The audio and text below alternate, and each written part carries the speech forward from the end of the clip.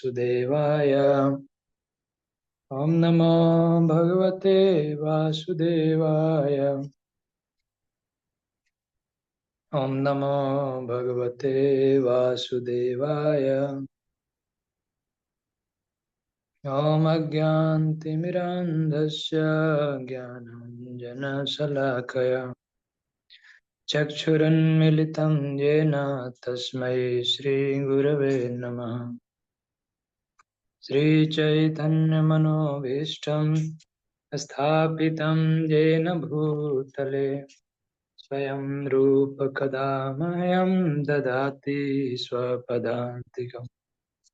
वन्देऽहं श्रीगुरो श्रीयुतपदकमलं श्रीगुरुन् वैष्णवांश्च श्रीरूपं साग्रजातं सहगण रघुनाथान्वितं तं सजीवं साद्वैतं सावधूतं परिजनसहितं कृष्ण चैतन्यदेवं श्रीराधाकृष्णपादां सहगण ललिता श्रीविशाखान्वितांश्च। हे कृष्ण करुणा सिन्धो दीनबन्धो जगत्पते गोपेश गोपिका कान्त श्रीराधाकान्त नमस्तुते। तप्त काञ्चन गौराङ्गी राधे वृन्दावनेश्वरी वृषभानुसुते देवी प्रणमामि हरिप्रिये। वाञ्छाकल्पतरुभ्यश्च कृपा सिन्धुभ्येव च पतितानां पावनेभ्यो वैष्णवेभ्यो नमो नमः। जय श्री कृष्ण चैतन्य प्रभु नित्यानंद श्री अद्वैत गदाधर श्रीवासादि गौर भक्त वृंद। हरे कृष्ण कृष्ण कृष्ण हरे हरे हरे राम राम राम हरे हरे। आज हम लोग डिस्कस करेंगे भगवद गीता में आगे।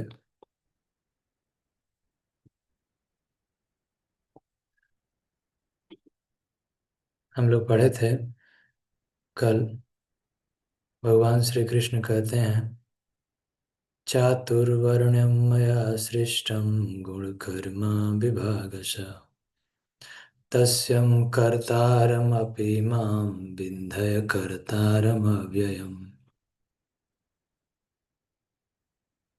प्रकृति के 3 गुणों और संबंध कर्म के अनुसार मेरे द्वारा मानव समाज के 4 विभाग रचे गए हैं। यद्यपि मैं इस व्यवस्था का सृष्टा हूँ, किंतु तुम जान लो कि इतने पे भी मैं अव्यय अकर्ता हूँ।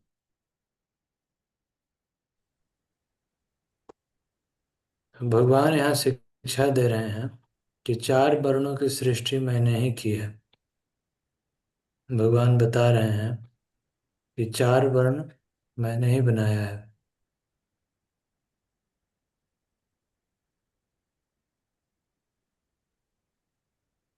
तो कल बहुत विस्तार से चर्चा हुई थी ब्राह्मण क्षत्रिय वैश्य और शूद्र 4 वर्ण की सृष्टि भगवान कहते हैं कि मैंने किया है। कैसे किए हैं? तो गुण और कर्म के आधार पर।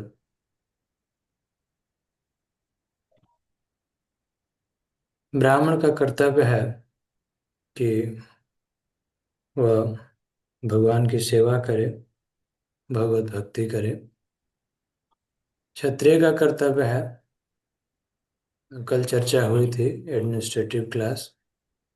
वैश्य का कर्तव्य है कृषि गोरक्षा वाणिज्यम। और शूद्र का कर्तव्य है कि जो मेहनत करे, सबको संतुष्ट करे, सभी वर्ण सभी आश्रम को।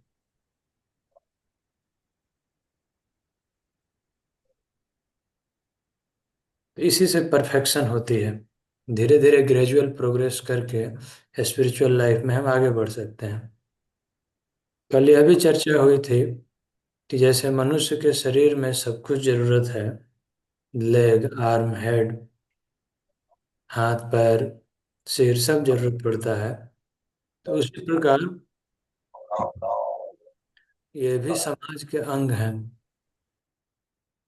चार, ब्राह्मण, क्षत्रिय, वैश्य, शूद्र। इसमें ऊंच नीच कुछ नहीं है, ये अपने गुण कर्म के आधार पर एक क्लासिफिकेशन है। और जो व्यक्ति इसको जानता है तो वह धीरे धीरे परमार्थ में आगे बढ़ता है। चातुर्वर्ण्यम मया सृष्टम गुणकर्म विभागशः। और इसके बाद है, परमार्थिक दृष्टि से भी चार क्लासिफिकेशन है: ब्रह्मचारी, गृहस्थ, वानप्रस्थ और सन्यास। तो ब्रह्मचारी का अर्थ है स्टूडेंट लाइफ, और गृहस्थ का अर्थ है वैवाहिक जीवन, धर्म पूर्वक जैसे भारतवर्ष में लोग रहते हैं। और वानप्रस्थ का अर्थ है कि वह व्यक्ति परमार्थिक दृष्टि से भक्ति जीवन में आगे बढ़ने के लिए धीरे धीरे परमार्थ करता है। परमार्थ का अर्थ यह है कि वह व्यक्ति अ, संसार से अनासक्त होना चाहता है। तो अनासक्त होने के लिए, अनासक्त होने के लिए यह कर्तव्य है कि हम लोग ये समझें कि इस भौतिक जगत में हर चीज टेम्परेरी है। तो इस टेम्परेरी जगत से छूटने के लिए हमेशा अनासक्त रहना सिखाया गया है। यह वैदिक कल्चर था। देखिए, अनासक्त रहने के बहुत फायदे हैं। जब व्यक्ति आसक्त रहता है तो दुनिया में तमाम तरह के झगड़े, अटैचमेंट, यह मेरा है यह तुम्हारा है, प्रेम डेवलप नहीं होता है। और जब हम त्याग करते हैं तो त्यागात शांति अनंतरम, त्याग में बहुत शांति है।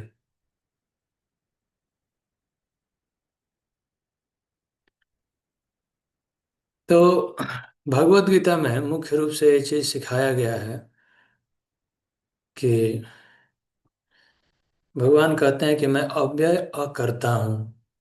भगवान कहते हैं कि भगवान के इच्छा मात्र से सब कुछ हो जाता है, इसलिए भगवान कहते हैं कि मैं अकर्तार अव्ययम। हमारे जैसा नहीं है कि एक घर बनाना है तो सभी इंग्रेडिएंट जमा करेंगे, भगवान मजदूर इकट्ठा करेंगे, प्रयास करेंगे तब घर बनेगा, ऐसा नहीं है। भगवान के इच्छा मात्र से पूरे ब्रह्मांड की सृष्टि हो जाती है। इसलिए भगवान कहते हैं कि मैं अव्यय अकर्ता हूँ। तो परफेक्शन पाने के लिए जब जन्म होता है तो उसके बाद बच्चे थोड़े बड़े होते हैं तो तुरंत उनको गुरु आश्रम में, स्कूल में एडमिशन करा दिया जाता है, गुरुकुल में। तो 5 साल से 25 साल तक जो पूर्ण ब्रह्मचर्य का पालन करते हैं, भगवान में ही मन लगा रहता है। शास्त्र में बताया गया है ब्रह्मचरति इति ब्रह्मचारी। जो व्यक्ति रातों दिन वेद अध्ययन में, वेद शास्त्र को पढ़ने में, भगवत गीता, श्रीमद् भागवत, उपनिषद इत्यादि ग्रंथों को पढ़ने में लगा हुआ है, उसको कहते हैं ब्रह्मचारी। तो शास्त्रों को, वैदिक लिटरेचर को ब्रह्म कहा गया है। ब्रह्म का अर्थ है कि, ब्रह्म का अर्थ है कि वह व्यक्ति, अ, ब्रह्म का अर्थ है वेद शास्त्र, और ब्रह्म का अर्थ भगवान भी है, और ब्रह्म का अर्थ कभी कभी जीवात्मा भी होता है। तो ये वेद शास्त्र का जो ज्ञान है, इसी में मनुष्य लगा रहता है बचपन में, तो इसलिए उसको ब्रह्मचारी कहते हैं। उस समय कोई डिस्ट्रैक्शन नहीं रहता है, मन इंद्रिय संयम करके पूरा मन एकाग्रचित होकर भगवान में लगा रहता है। तो बहुत जल्दी ऐसा व्यक्ति आध्यात्मिक जीवन में आगे बढ़ जाता है। उसके बाद यदि चाहे तो अपने गुरु की आज्ञा से गुरु उसका वर्ण बताते हैं कि वह किस तरह के नियत कर्म में लगे, ब्राह्मण का कार्य करेगा कि क्षत्रिय का कार्य करेगा, वैश्य का कार्य करेगा कि शूद्र, कौन सा उसका गुण कर्म है। तो उसके अनुसार वह गृहस्थ बन सकता है, विवाह कर सकता है और धर्म पूर्वक अपना जीवन बिता सकता है।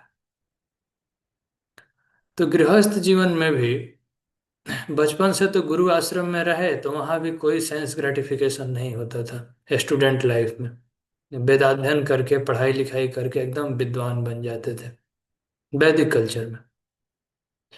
उसके बाद गृहस्थ अवस्था आती थी, तो गृहस्थ जीवन में मनुष्य गृहस्थ जीवन में भी अनासक्त भाव से रहता था। ये नहीं सोचता था कि अब गृहस्थ जीवन में इंद्रिय तृप्ति की छूट है, नहीं। गृहस्थ जीवन में बहुत सारे कर्तव्य होते हैं, जिम्मेदारियां होती हैं। बच्चों को पालन पोषण करना, उन्हें संस्कार देना, अपने स्वयं भक्ति में लगना, भगवान अपने बच्चों को, परिवार के लोगों को भक्ति में लगाना, ये मुख्य कार्य है। धर्म पूर्वक आचरण करना और उसके अलावा अपना जीविकोपार्जन, पेशा, ऑक्युपेशन, वो सब भी करना पड़ता है। तो गृहस्थ जीवन में भी अनासक्त भाव से रहने के लिए कहा गया है। तो वह व्यक्ति आध्यात्मिक जीवन में आगे बढ़ता है। उसके बाद अगला स्टेज है वानप्रस्थ। शास्त्रों में बताया जाता है कि जीवन भर हमें गृहस्थ नहीं रहना चाहिए। एक समय के बाद रिटायरमेंट लेना चाहिए। सरकारी नौकरी में भी, चाहे प्राइवेट में, एक समय के बाद रिटायरमेंट कर ही देते हैं। एक समय के बाद प्राइवेट काम में भी रिटायरमेंट दे देते हैं कि ठीक है, अब आप इसके बाद इससे ज़्यादा नहीं। तो उसी तरह जब बच्चे बड़े हो जाएं, अपने पैर पर खड़े हो जाएं, गृहस्थ भक्तों के लिए कर्तव्य है सेटल हो जाएं। तो गृहस्थ भक्त को लिए धर्म है कि अब वे अपनी जिम्मेदारी छोड़ें और ज़्यादा समय आध्यात्मिक जीवन में लगाएं, भगवत भजन में, भगवान के सेवा में, वेद शास्त्रों को पढ़ने में, हरि कथा में। तो अनासक्त भाव से रहें। तो व्यक्ति धीरे धीरे शरीर के बंधन से मुक्त हो जाता है। वह शरीर में रहते हुए भी शरीर में आसक्त नहीं होता। और जब अंत समय आता है तो वह भगवान को प्राप्त करता है। तो यह है वानप्रस्थ जीवन। वानप्रस्थ में यानी वन की तरफ प्रस्थान कर जाना। तो वन की तरफ प्रस्थान मतलब है, वन मतलब कोई जंगल नहीं जाना है और घने वन में नहीं जाना है। वन का अर्थ है जैसे वृंदावन, जगन्नाथपुरी, हरिद्वार, बद्रिकाश्रम, ऐसे किसी धाम में, या घर को भी यदि धाम के जैसे बना के रखें।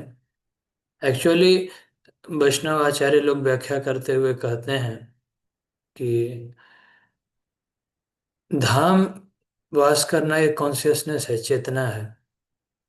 यदि घर में भी आप बैकुंठ जैसे माहौल है, श्रवण कीर्तन हरि कथा, सब हमेशा मन भगवान में लगा है, तो अभी धाम हो सकता है। लेकिन भक्त संग से ही धाम होता है, अपने आप होता नहीं है। तो इसीलिए बीच बीच में जाना चाहिए भक्तों के पास, घर छोड़ के। तो जो व्यक्ति घर से प्रस्थान कर जाता है, धाम में, वन में चला जाता है, उसको वानप्रस्थ कहते हैं। और वानप्रस्थ में वो चाहे तो अपने, गृहस्थ चाहे तो अपनी पत्नी को भी साथ में ले जा सकता है, नहीं भी ले जा सकता है, ये स्वेच्छा है। और उसके बाद की अवस्था है सन्यास। तो सन्यास का अर्थ है कि taking devotional life very seriously. मतलब आध्यात्मिक जीवन में पूरा मन, चित्त की एकाग्रता बहुत जरूरी है। पूरा मन भगवान में लगे और वेद शास्त्र, शब्द ब्रह्म, पर ब्रह्म भगवान श्री कृष्ण में मन पूरा लगे। बिल्कुल अनासक्त भाव से वो व्यक्ति रहे और इंद्रिय तृप्ति का चिंतन भी ना हो मन में, तो ऐसे व्यक्ति को सन्यासी कहते हैं। ये शास्त्र का विधान है। तो वह व्यक्ति टीचर बन सकता है, वह समाज में परिव्राजक अलग अलग जगह घूम के भक्ति का प्रचार कर सकता है। श्रील प्रभुपाद कहते थे कि सन्यास ये कोई ड्रेस नहीं है बाहर का। सन्यास का अर्थ है कि मनुष्य को हृदय से अनासक्त होना चाहिए, वही सच्चा सन्यासी है। जब श्रील प्रभुपाद विदेशों में प्रचार करते थे तो कई ऐसे भक्त थे जो अ, प्रभुपाद जी के लिए मंदिर बनाने के लिए भिक्षा करने जाते थे, चंदा जमा करते थे, बुक किताब बेचते थे, बुक डिस्ट्रीब्यूशन करते थे। तो जो भी उससे धन प्राप्त होता था, तो एक भी पैसा अपने पॉकेट में नहीं रखते थे, सभी गुरु को समर्पित करते थे, प्रभुपाद जी को देते थे। और प्रभुपाद जी उस पैसे का उपयोग करते थे भगवान की सेवा में, मंदिर बनाने में, प्रसाद बांटने में। तो प्रभुपाद जी कहते थे कि ये जो बच्चे हैं, this boys and girls, they are working hard but not keeping a single coin in their pocket. सब भगवान की सेवा में लगा रहे हैं, तो दे आर मोर देन सन्यासी। प्रभुपाद जी कहते थे कि ये सन्यासी जैसे हैं, सन्यासी से भी बढ़ के हैं, क्योंकि भौतिक चीजें इन्हें आकृष्ट नहीं कर पा रही, ईमानदारी से भगवान की सेवा में लगे हैं और इंद्रिय तृप्ति नहीं कर रहे हैं, पाप छोड़ दिया। तो इस तरह से भगवान ये चार वर्ण और चार आश्रम के बारे में चर्चा करके और फिर अगले श्लोक में कर्म, अकर्म और विकर्म के बारे में चर्चा कर रहे हैं। भगवान श्री कृष्ण कहते हैं कि न माम कर्माणि लिम्पन्ति न मे कर्म फले स्पृहा इति माम योऽभिजानाति कर्म भिर्न स बध्यते। मुझ पर किसी कर्म का प्रभाव नहीं पड़ता, न ही मैं कर्म फल की कामना करता हूँ। जो मेरे संबंध में इस सत्य को जानता है वह कभी भी कर्मों के पास में नहीं बंधता। भगवान, पहले चर्चा हो चुकी थी कि भगवान कोई भी कर्म करते हैं तो ऐसा नहीं है कि भगवान को बाध्य होकर कर्म करना पड़ता है, ऐसा नहीं है। भगवान किसी भी कर्म के लिए बाध्य नहीं है और किसी भी चीज के लिए उनके ऊपर कोई कर्म का प्रभाव भी नहीं पड़ता। और जो इस संबंध में सत्य को जानता है वह कभी भी कर्मों के पास में नहीं बंधता। भगवान कर्म फल की कामना भी नहीं करते, अनासक्त भाव से कर्म करते हैं। इस तरह भगवान के जन्म और कर्म को जो व्यक्ति समझता है तो उनके पद चिन्हों का अनुसरण करके प्राचीन काल में समस्त मुक्त आत्माओं ने मेरी दिव्य प्रकृति को जान के ही कर्म किया। भगवान के कर्म साधारण नहीं है, नहीं तो केवल भगवान के कर्मों के बारे में चर्चा करके, लीलाओं की चर्चा करके लोग कैसे माया के बंधन से छूट जाते हैं। अगर ये बातें, भगवान की जो कथा चल रही है, भगवत गीता, श्रीमद् भागवतम, ये साधारण कार्यकलाप होते, साधारण बातें होती तो तो मनुष्य को इस माया बंधन से, कर्म बंधन से छुड़ाता नहीं। लेकिन ये समझना जरूरी है कि ये बातें दिव्य हैं, इसी कारण से मनुष्य को कर्म फलों से मुक्ति मिल जाती है, सभी दुख दूर हो जाते हैं, इनऑस्पेशियसनेस, जीवन में जो अशुभ चीज है दूर हो जाता है और अंततः वह शुभ गति वैकुंठ भगवान का चरण कमल प्राप्त करता है। भगवान अगले श्लोक में कहते हैं किम कर्म किम अकर्मेति कवयो पयत्र मोहिता तत्ते कर्म प्रवक्ष्यामि यज्ञात्वा मोक्षसे शुभात्। कर्म क्या है, अकर्म क्या है, इसे निश्चित करने में बुद्धिमान व्यक्ति भी मोहग्रस्त हो जाते हैं। कभी कभी यह निर्णय लेना बड़ा कठिन होता है कि मेरा उचित कर्म क्या है। और अकर्म पहले चर्चा हो चुकी है। अकर्म कहते हैं भगवत भक्ति को, यानी ऐसा कर्म जिससे कोई रिएक्शन ना जनरेट हो, जिससे कर्म का बंधन ना लगे, हम किसी दुख शोक रोग कष्ट इत्यादि में ना फंसे।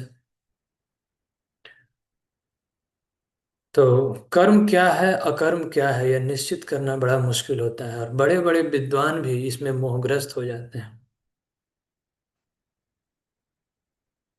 कई बार हम सोचते हैं कि मैं ये कर्म कर रहा हूं तो ठीक ही तो कर रहा हूं, इसमें क्या गलत है। लेकिन कभी कभी गलत काम में हम फंस जाते हैं और गलती कर बैठते हैं। तो मनुष्य को सावधान रहना चाहिए, हमेशा शास्त्र रेफर करना चाहिए। और जो लोग भक्ति जीवन में आध्यात्मिक जीवन में अनुभवी हैं उनसे पूछना चाहिए, नहीं तो हम भटक जाते हैं। हम सोचते हैं कि मैं ठीक कर रहा हूँ, लेकिन आगे चल के रास्ता भटक जाते हैं। जैसे एक भटकने का मैं आपको स्टोरी बताता हूँ। शिला प्रभुपाद कोट करते थे। प्रभुपाद जी ने बताया कि एक स्टूडेंट था, एकदम ग्रेजुएट, गुरुकुल से पढ़ाई करके निकला, सब वेद शास्त्र अच्छे से जानता था। तो उसके आध्यात्मिक गुरु ने कहा कि तुम भगवत गीता पाठ करो और प्रतिदिन भगवत गीता पढ़ो, भगवान का नाम जप करो, इससे तुम्हारा जीवन अच्छा होगा। तो जब उसके गुरु ने ऐसा आदेश दिया तो बोला गुरुदेव ठीक है। तो एक आश्रम बना के, मतलब घर बना के, और उसमें रहने लगा। बहुत सिंपल लाइफ में रहता था, सरल जीवन बिताता था। तो उसके घर में कुछ चूहे आने लगे। ये नेचुरल है, घर में चूहे आ जाते हैं। तो जब चूहे आ रहे थे तो यदि वो अपने गुरु से पूछा होता तो गुरु जी उसको बता देते कि रास्ता बंद करो चूहों का, या कुछ ऐसा उपाय करो जिससे चूहे घर में ना घुसें। तो उसने अपना दिमाग चलाया, उसने किसी से कोई कंसल्ट नहीं किया, वेद शास्त्र भी रेफर नहीं किया, और कंसिक्वेंस क्या होगा भविष्य में ये भी नहीं सोचा। उसने सोचा कि चूहा का भगाने का उपाय है कि बिल्ली होनी चाहिए, कहीं से सुन लिया था। तो कहीं चूहा भगाने के लिए बिल्ली लेके आया। तो अब बिल्ली आने से तो चूहे तो भाग गए। सब सच में कभी कभी लगता है कि हम अपने दिमाग से अपना सभी प्रॉब्लम सॉल्व कर लेंगे। तो उस व्यक्ति ने बिल्ली ले आया, बिल्ली से तो चूहे का समस्या दूर हो गया, चूहे भाग गए, बड़ा खुश हुआ, बोला कि मैं तो बहुत बुद्धिमान व्यक्ति हूँ, मैंने तो अपना प्रॉब्लम सॉल्व कर लिया। फिर उसके बाद अब बिल्ली के लिए खाना का व्यवस्था करना है। तब उसने सोचा कि बिल्ली के लिए तो दूध दूध प्रतिदिन होना चाहिए, तो बिल्ली दूध पिएगी तो बिल्ली रहेगी। तो उसके लिए भी कंसल्ट किया होता, किसी बुद्धिमान व्यक्ति से, अपने आध्यात्मिक गुरु से पूछा होता। तो actually time to time guidance लेना चाहिए, यही शिक्षा है। ये नहीं कि एक बार में सब कुछ समझ में आ जाता है। आध्यात्मिक जीवन में हमें हमेशा जरूरत पड़ती है कोई अनुभवी व्यक्ति जो हमें गाइड कर सके। तो फिर नहीं पूछा, फिर अपना दिमाग लगाया, फिर सोचा कि एक गाय खरीद के लाता हूँ कहीं से। तो एक गाय मिल जाएगी तो गाय दूध देगी, और बिल्ली दूध पिएगी, तो बिल्ली घर में रहेगी तो चूहे सब भाग जाएंगे, तो हमारा प्रॉब्लम सॉल्व है। और मैं अपना भजन करूंगा, भगवत गीता पढ़ूंगा। तो उसने क्या किया कि गाय ले आया कहीं से। तो गाय के लिए अब चारा लेके आना था, गाय के लिए स्नान, उसको सफाई करना है, गोबर फेंकना है, बहुत सारे काम बढ़ गए उसका। तब सोचा कि गाय लेके आया, तब तो ये तो बहुत सारी समस्याएं हैं। तो गाय के लिए तब नौकर चाहिए। अब मेरे पास तो नौकरी है नहीं। तो फ्री का नौकर, तो फ्री का नौकर तो सोचा कि अब मैं विवाह कर लेता हूँ। तो विवाह भी कर लिया। तो धर्म से गृहस्थ रहे तो कोई समस्या नहीं है। लेकिन इस कथा का सार ये है, इसेंस यह है कि वह फंसता गया, और उसका जो समय था भगवत गीता पढ़ने के लिए, जो गुरु का आदेश था कि भगवत गीता पढ़ो, शास्त्रों को पढ़ो, भक्ति का प्रचार करो, तो ये जो जीवन का मुख्य पर्पस था वो डिफीट होने लगा। तो विवाह किया उसने, तो देखा ये तो बहुत बढ़िया है, फ्री का नौकर मिल गया, पत्नी आ गई घर में, गाय की सेवा पत्नी कर देती है, दूध हो जाता है, बिल्ली पी लेती है, चूहे भाग गए, बहुत बढ़िया। लेकिन फिर उसके बाद उसके घर में बहुत सारे बच्चे हो गए, सोनू मोनू सब किड्स आ गए। तो सबका खर्चा चलाने के लिए देन ही has to find out some job, कुछ नौकरी ढूंढना पड़ा पैसा कमाने के लिए। तो इस प्रकार वह व्यक्ति पूरा पूरा उलझ गया। और प्रभुपाद जी के गुरु महाराज भक्ति सिद्धांत ठाकुर कहते थे गीता संसार, कि गीता पढ़ने के चक्कर में उसने बना दिया गीता संसार। तो ये डिस्करेज नहीं किया जा रहा है, लेकिन यह बात समझने का चीज है कि मनुष्य को अपनी आवश्यकताओं को बहुत अधिक नहीं बढ़ाना चाहिए, और क्या करने से क्या होगा यह बहुत ध्यानपूर्वक सोच समझ के कदम उठाना चाहिए। नहीं तो कभी कभी ऐसा होता है कि ये कर्म किया हमने और उसका कॉन्सिक्वेंस रिजल्ट पर बिना विचार किए फिर हम दलदल में फंसते जाते हैं, जितना हाथ पैर चलाते हैं उतना ही फंसते हैं। तो हमारे लिए नियत कर्म क्या है, हमारा कर्तव्य क्या है, ये बहुत सोच समझ कर निर्णय करना चाहिए। और कर्म क्या है अकर्म क्या है यह निश्चित करने में बुद्धिमान व्यक्ति भी मोहग्रस्त हो जाते हैं। तो भगवान कहते हैं कि मैं तुमको बताऊंगा कि जिसे जानकर तुम अशुभ से मुक्त हो सकोगे। कर्मणो हि अपि बोधव्यम बोधव्य च विकर्मणा, अकर्मणश्च बोधव्यम गहना कर्मणो गति। कर्म की बारीकियों को समझना अत्यंत कठिन है, अतः मनुष्य को चाहिए कि वह ठीक से जाने कि कर्म क्या है, विकर्म क्या है, अकर्म क्या है। बहुत जरूरी है। भगवान बताते हैं कि बहुत बारीकी से समझना चाहिए किसके लिए क्या कर्तव्य है। जो व्यक्ति भगवत गीता के शिक्षाओं को ध्यान से ना समझे और वह अपने मन से इंटरप्रेट करे, तो वो तो यही कहेगा कि अर्जुन भी युद्ध लड़े थे तो मुझे भी लड़ना चाहिए, मेरे साथ बेईमानी हो गया तो मुझे भी अर्जुन की तरह लड़ जाना चाहिए। लेकिन यह समझना है कि महाभारत का युद्ध यह ईमानदारी बेईमानी के लिए नहीं हुआ था, यह एक धर्म युद्ध था जो भगवान की इच्छा से असुरों के विनाश के लिए हुआ था। जनरली प्रभुपाद जी कहते हैं कि हिंसा, वायोलेंस नहीं करना चाहिए, लेकिन यदि हायर पर्पस हो तो बहुत ध्यान पूर्वक और जो बड़े विद्वान हैं शास्त्रों के निष्कर्ष को समझते हैं वही ये निर्णय ले पाते हैं सही से।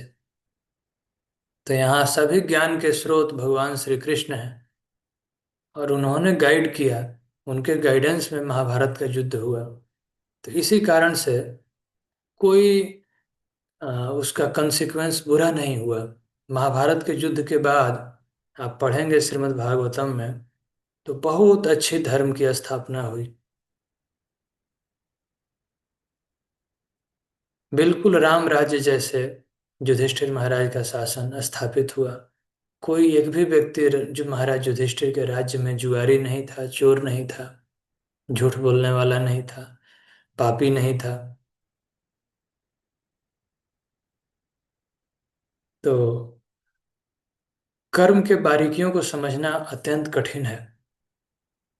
अब कोई भी व्यक्ति सोच सकता है कि भगवान तो अ, माखन चुरा के खाते थे तो वो भी चोरी किए ना, तो हम भी चोरी कर लेते हैं। तो ये मिस इंटरप्रिटेशन है शास्त्र के शिक्षाओं को। पहले ही भगवान बोल चुके हैं कि इमिटेट नहीं करना चाहिए, उपदेशों का पालन करना चाहिए। भगवान क्यों माखन चुराते थे ये तो शास्त्रों में बताया गया है कि वृंदावन में जितने भी लोग थे वे भगवान के भक्त थे, और वे जब माखन बनाते थे तो उनके मन में इच्छा होती थी कि हमारा भी माखन श्री कृष्ण खाएं, हमारा भी माखन श्री कृष्ण खाएं। और जब श्री कृष्ण माखन चुराने घर में घुसते थे तो उससे किसी को दुख नहीं होता था। हमारे घर में चोर घुसता है तो कभी हम सुखी होंगे? लेकिन श्री कृष्ण जब किसी गोपी के घर में घुसते थे माखन चुराने, तो वे परम आनंद से विभोर हो जाते थे। सोचते थे कि ओह, आज भगवान आए हैं हमारे घर में माखन खाने, श्री कृष्ण आए हैं। वो चुपचाप छुप के देखते रहते थे और कभी मना नहीं करते थे कि माखन मत खाओ, मत चुराओ। स्वेच्छा से चुर खाने देते थे, चुराने देते थे। जब श्री कृष्ण छुप के आते थे, माखन खाते थे, भागते थे। तो ये सब लीलाएं ब्रज के लोगों को, वृंदावन के लोगों को बहुत आनंद देती थी। तो भगवान अपने भक्तों को आनंद देने के लिए सब लीला करते थे। तब उसको कोई मिस इंटरप्रेट करे और शास्त्रों से कंक्लूजन निकाले कि ये भी ठीक है। अब जैसे श्री कृष्ण मिट्टी खाते थे, तो कभी कभी जसोदा मैया कहते थे कि तुमने मिट्टी खाया? तो कहते नहीं, मैंने नहीं खाया, मैंने माटी नहीं खाया मैया। तो कोई कहे भगवान भी झूठ बोलते थे, तो हम झूठ बोलेंगे? तो ध्यान रखना चाहिए कि वो भगवान के लीला का पाठ है, भगवान कर रहे हैं तो उनको कोई पाप नहीं लगेगा, दोष नहीं लगेगा झूठ बोलने का। लेकिन हम लोग यदि पाप करेंगे, झूठ बोलेंगे, मिथ्याचारी होंगे, तो हमें उसका कुछ ना कुछ रिएक्शन बनता है। क्योंकि हम माया से बद्ध जीव हैं, ये प्रकृति के नियम हमारे ऊपर लागू होते हैं, भगवान पर नहीं। तो इसलिए कर्म के बारीकियों को समझना अत्यंत कठिन है। शास्त्रों को बहुत ध्यान से सुनना चाहिए और बुद्धि योग का उपयोग कर मनुष्य को चाहिए कि कर्म अकर्म विकर्म का निर्णय करे। यदि कोई मनमानी करता है तो फिर उसके कर्म का फल भुगतना पड़ता है। तो कैसे हम शिक्षा लें कि हमारे लिए क्या ठीक है? तो भगवान के लीलाओं को, बड़े बड़े महापुरुषों को लीलाओं को इमिटेट नहीं करना चाहिए। महाजनों के जीवन से शिक्षा लेनी चाहिए। जो भगवत भक्त हैं उनके जीवन से शिक्षा लेनी चाहिए। तो शास्त्रों को जब आप पढ़ेंगे या इस भौतिक जगत में भी, तो दो तरह के भगवत भक्त होते हैं, एक सकाम और दूसरा निष्काम। तो सकाम भक्त वे हैं जो अभी पूरी तरह से शुद्ध हुए नहीं है, प्यूरिफिकेशन अभी उनका जारी है। और निष्काम भक्त वे हैं जो पूर्ण रूप से शुद्ध हो चुके हैं, कोई हृदय में कामना नहीं है, केवल भगवान के संतुष्टि के लिए कार्य करते हैं, भगवान की सेवा की इच्छा है। तो ऐसे भक्तों को निष्काम भक्त कहा जाता है। तो अर्जुन को भगवान यही सुझाव दे रहे हैं कि अर्जुन, तुम चुपचाप बैठना या भिक्षा मांगना ये सब इच्छा छोड़ दो। पूर्व में जो भगवत गीता के फॉलोअर हुए हैं, सूर्यदेव, विवस्वान, मेरे आदेशों का पालन करते हैं, तो तुम भी करो, अपने गुण कर्मों को भगवान की सेवा में लगाओ और तुम्हारा जीवन ग्लोरियस होगा। जैसे यहाँ उदाहरण है महाराज जनक का। वे कर्म योगी थे, कभी भी भगवान को नहीं भूलते थे, राजकाज करते हुए भी। आप जल पीते हैं तो भगवान आगे बताए हैं भगवत गीता में कि जल में भी, जल का स्वाद भी मेरा ही स्वरूप है। तो जल आप पीते हैं तो भी आप सोच सकते हैं कि यह भगवान कृपा करके जल में स्वाद दिए हैं। प्रहलाद महाराज भक्ति योगी थे, हमेशा भक्ति, भगवान का नाम जप करते रहते थे, भगवान पर आश्रित रहते थे, डिवोशनल सर्विस में लगे रहते थे। अम्बरीश महाराज, अम्बरीश एक राजा थे, आप लोग श्रीमद् भागवतम में इनकी कथा है। और अपने सभी अंगों को, सभी सेंसेस को भगवान की सेवा में लगाते थे। पहले चर्चा हो चुकी थी कि मन को भगवान की चरण कमल में, कान से भगवान की कथा सुनते थे, आंख से भगवान के और भगवान के भक्तों का दर्शन करते थे, हाथ से भगवान का मंदिर मार्जन करते थे, सेवा करते थे, और चरण से वृंदावन, अयोध्या, जगन्नाथपुरी जैसे धाम में जाते थे। तो इस तरह से अम्बरीश महाराज अपने सभी इंद्रियों को और मन को भगवान की सेवा में लगाते थे। भीष्म पितामह की भक्ति अलग तरह की है। कैसे श्री कृष्ण में आसक्त थे और कर्तव्य करते थे। सांसारिक दृष्टि से कोई भी नहीं समझ सकता है कि भीष्म पितामह एक महान भगवत भक्त थे। लेकिन इन कितने श्री कृष्ण में आसक्त थे, ये इनके प्रार्थनाओं से पता चलता है। श्रीमद् भागवतम में बताया गया है कि जब भीष्म पितामह शरीर त्याग करने वाले थे, तो उस समय स्वयं भगवान श्री कृष्ण द्वारका से आए और भीष्म पितामह को दर्शन दिए। और भीष्म पितामह कहते हैं कि त्रिभुवन कमनम तमाल वर्णम, तमाल का पेड़ होता है, तो तमाल के पेड़ के रंग का जिनका शरीर है, ऐसे श्री कृष्ण में हमारी गति हो। यानी श्री कृष्ण ही हमारे अंतिम डेस्टिनेशन हो, उनके ही चरण कमल को मैं प्राप्त करना चाहता हूँ। तो भीष्म पितामह महाजन है, बड़े भगवत भक्त हैं, तो एक्सटर्नली हम जज नहीं कर सकते बाहर से। कभी कभी बड़े बड़े भक्तों के कर्म समझ में नहीं आते हैं, तो हम जजमेंटल हो जाते हैं कि ये तो ऐसा कर रहे हैं, ऐसा कर रहे हैं। नहीं, ब्रह्मा जी अपनी प्रार्थनाओं से भगवान को संतुष्ट किए। भगवान शिव हमेशा ध्यान करते हैं। पार्वती जी ने पूछा भगवान शिव से कि सभी तो आपकी पूजा करते हैं, आप किसका ध्यान करते हैं? तो भगवान शिव ने कहा है कि आराधना नाम सर्वेशां विष्णु आराधनाम परम, तस्मात् परतरम देवी तदीय। तदीय मतलब जो भगवान पर आश्रित हैं, भगवत भक्त हैं। तो भगवान शिव स्वयं कहते हैं कि मैं भगवान का ध्यान करता हूँ। शिव रामचरितमानस में भी कहा गया है कि जपहि राम राम दिन राति। भगवान शिव क्या जपते हैं? रातों दिन राम राम जपते रहते हैं। ध्रुव महाराज दृढ़ प्रतिज्ञ थे। दृढ़ प्रतिज्ञ थे, डिटर्मिनेशन। 5 साल का बच्चा और जंगल में निकल गया कि अब मुझे भगवान के चरण कमल पाना है। भक्ति में, आध्यात्मिक जीवन में डिटर्मिनेशन भी बहुत जरूरी है। और नारद मुनि संकीर्तन से भगवान को प्राप्त किए, हमेशा संकीर्तन करते रहते हैं। तो इस प्रकार जो मनुष्य कर्म में अकर्म और अकर्म में कर्म देखता है, वह सभी विद्वान मनुष्यों में विद्वान बुद्धिमान है, और सब प्रकार के कर्मों से में प्रवृत्त रहकर दिव्य स्थिति में रहता है। वो हमेशा भगवत भक्त नॉर्मल प्लेटफॉर्म में नहीं रहते हैं, वे आध्यात्मिक प्लेटफॉर्म में रहते हैं, दिव्य पोजीशन में रहते हैं। कर्म में अकर्म और अकर्म में कर्म देखते हैं। कैसे देखेंगे? ध्यान से समझ लीजिए। साधारण गाना नहीं गा के आप भगवान का गीत गाइए, भगवान का महामंत्र गाइए। साधारण बातें नहीं करके भगवान के बारे में चर्चा कीजिए। फ्री समय में गप सप जो करते हैं, तो उसमें आध्यात्मिक चर्चा कीजिए। तो बातचीत करना वही कर्म है, लेकिन वही कर्म भक्ति हो जाती है, अकर्म हो जाता है। तो कर्म में ही अकर्म हो जाता है। खाना है तो भगवान का प्रसाद खाइए। दर्शन करना है, कुछ देखना है, तो आध्यात्मिक चीजें देखिए। फ्री टाइम में इधर उधर का फिक्शन स्टोरी और कोई कोई अननेसेसरी चीज, मैगजीन जिसमें साइंस ग्रेटिफिकेशन की बातें होती है, तो वो सब चर्चा करने से ज़्यादा अच्छा है कि भगवत गीता पढ़िए, संस्कार बनेंगे। तो पढ़ना एक क्रिया है, लेकिन उसमें भी कर्म में अकर्म, अकर्म में कर्म होता है। तो इसको डिस्टिंग्विश कर पाना, ध्यान पूर्वक समझ पाना, ये बहुत जरूरी है। और वही व्यक्ति दिव्य ज्ञान प्राप्त करता है, और वही दिव्य स्थिति में, ट्रांसेंडेंटल प्लेटफॉर्म में रहता है।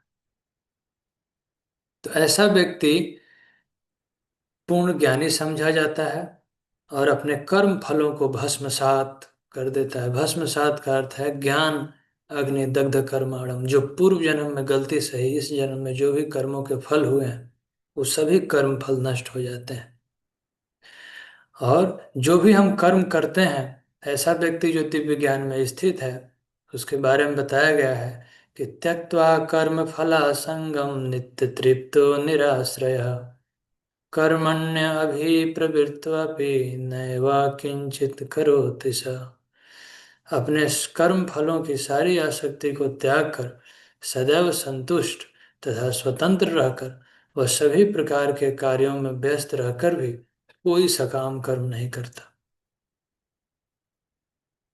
एक्सटर्नली ही में भी वर्किंग, अपने घर परिवार बच्चों को देखभाल करता है, लेकिन कभी भी अपने आप को मालिक नहीं समझता। यह सोचता है कि भगवान ने जिम्मेदारी दिया है तो अनासक्त भाव से कर देता।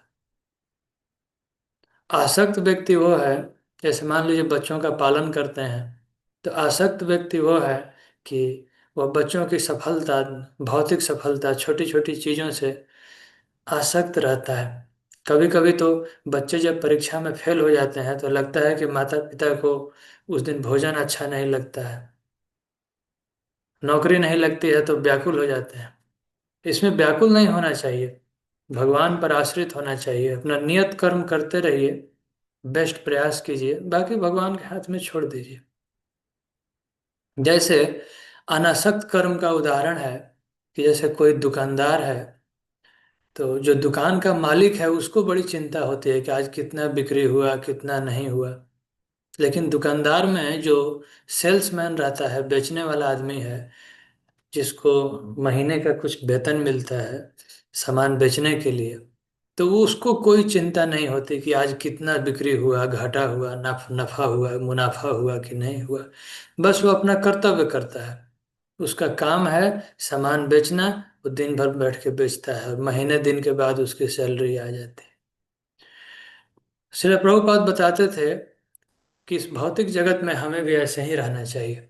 हमें सोचना चाहिए कि मालिक भगवान है, जो भी हानि लाभ सुख दुख है उसकी चिंता भगवान करें तो अच्छा है। भगवान मालिक हैं, मेरा शरीर, मेरा घर, मेरे बच्चे, मेरे पत्नी, मेरे नियर डियर, सबके मालिक भगवान हैं। मेरा पैसा, मेरा बैंक बैलेंस, मेरा गाड़ी बाड़ी, हर चीज भगवान मालिक है। तो लॉस होगा तो भगवान ही पूरा करेंगे, और लाभ होगा तो भगवान की सेवा में लगाना है। तो हमें अनासक्त रहना चाहिए, लाभ से खुश नहीं होना चाहिए और हानि से दुखी भी नहीं होना चाहिए। जैसे एक दुकान पर सेल्समैन लाभ हानि से दुखी नहीं होता है, वो मालिक के ऊपर छोड़ देता है, तो ऐसे ही हमें भी भगवान के ऊपर छोड़ देना चाहिए।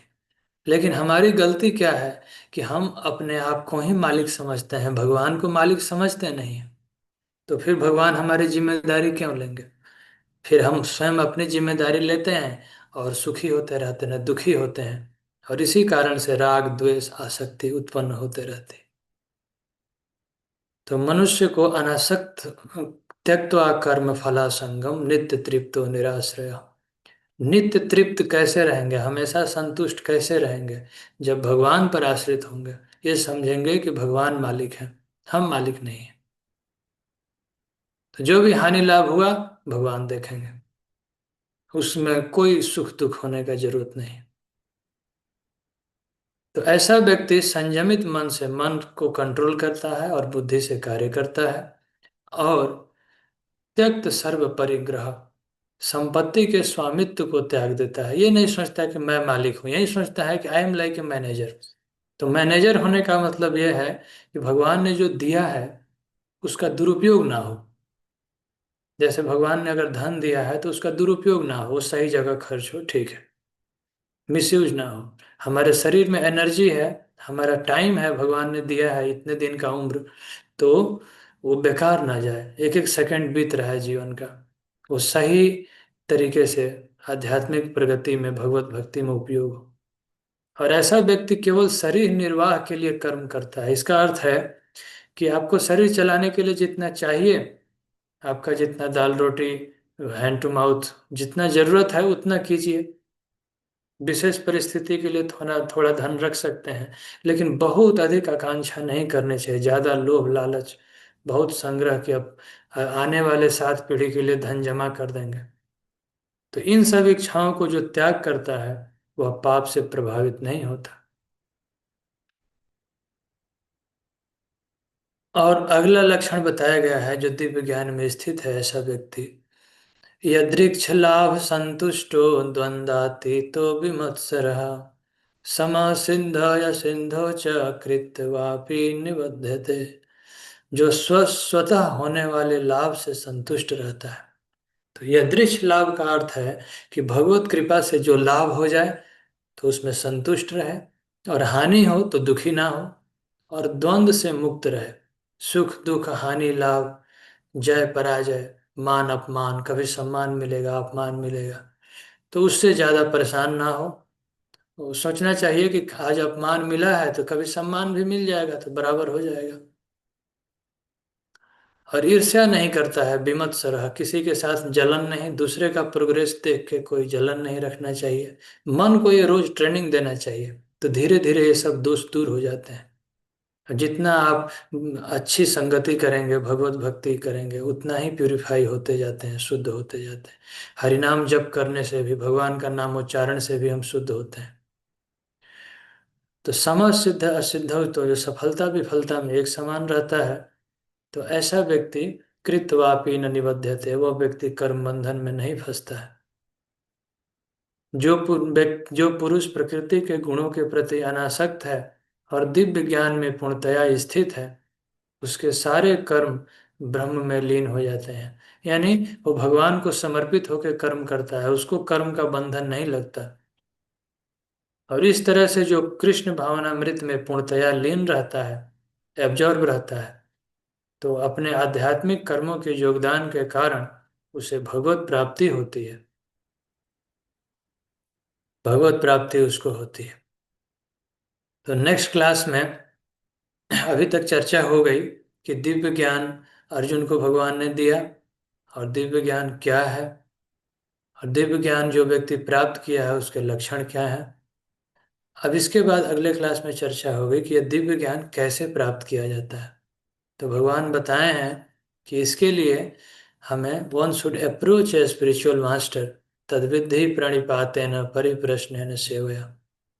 हमें बहुत विनम्र होकर, और जो तत्व जानते हैं, सत्य परम सत्य का दर्शन किए हैं, ऐसे साधु, ऐसे भगवत भक्त के पास जाना चाहिए और उनकी सेवा करके, और विनम्र जिज्ञासा करनी चाहिए, अपने सारे प्रश्न पूछ लेना चाहिए आध्यात्मिक जीवन से संबंधित। और उसके बाद सेवया, डिवोशनल सर्विस में भगवान की सेवा में लगना चाहिए। तो ऐसा करने से वह व्यक्ति दिव्य ज्ञान प्राप्त करता है। तो अगली क्लास में हम बहुत विस्तार से चर्चा करेंगे कि दिव्य ज्ञान कैसे प्राप्त किया जाए। हरे कृष्ण।